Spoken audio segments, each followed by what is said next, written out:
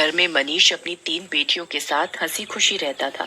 मनीष का शहर में बहुत बड़ा व्यापार था। उसके घर में किसी चीज की कमी नहीं थी, सिवाय एक चीज के। मनीष की बीवी की मौत एक कार एक्सीडेंट में हो गई थी, जिसकी कमी हमेशा उसे महसूस होती थी। मनीष ने अकेले ही अपनी बेटियों को पाला पोसा था। उसकी तीनों बेटियां बहुत ही सुंदर थी, पर उसकी सबसे छोटी बेटी छाया सबसे सुंदर थी।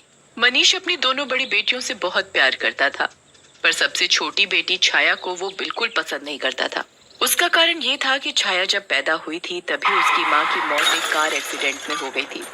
मनीष अपनी बीवी की मौत का कसूरवार अपनी सबसे छोटी बेटी छाया को समझता था, इसलिए वो उसे बिल्कुल प्यार नहीं करता था। एक शाम मनीष जब घर आता है, वो अपनी दोनों बड़ी बेटियों को आवाज देता है। माया, संगीता, कहाँ हो तुम दोनों? जल्दी आओ, देखो मैं तुम्हारे लिए क्या लाया हूँ। पापा पापा, हम आपका ही इंतजार कर रहे थे।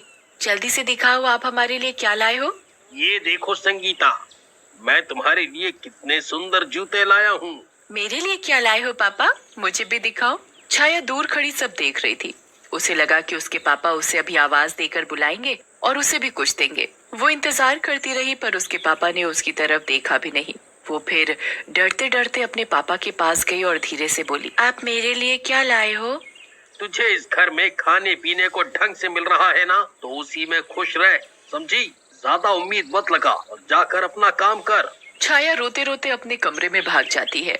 वो बहुत रोती है और अपनी माँ को बहुत याद करती है। छाया अपने पापा के दिल में भरे गुस्से को प्यार में बदलने की बहुत कोशिश करती थी। वो उनके लिए अच्छा अच्छा खाना बनाती थी, उनके सारे काम करती, पर सब बेकार था। मनीष को छाया पर ना तो कभी प्यार आता और ना ही दर्द। एक दिन मनीष अपनी बेटियों के साथ बैठकर नाश्ता कर रहा होता है। मैं कुछ दिनों के लिए बाहर काम से जा रहा हूँ, तुम अपना ध्यान रखना और अच्छे से घर में रहना। आप कहाँ जा रहे हो पापा? क्या हम आपके साथ नहीं चल सकते? नहीं बेटा, दरअसल वहाँ आसपास काजीरंगा नाम का जंगल है, तो तुम्हें वहाँ ले जाना ठीक नहीं है। तुम लोग घर पर ही रहो और खूब मजे करना। संगीता, माया और छाया उदास हो जाते हैं। उदास मत हो, मैं जल्दी ही वापस आ जाऊंगा। चलो अब जल्दी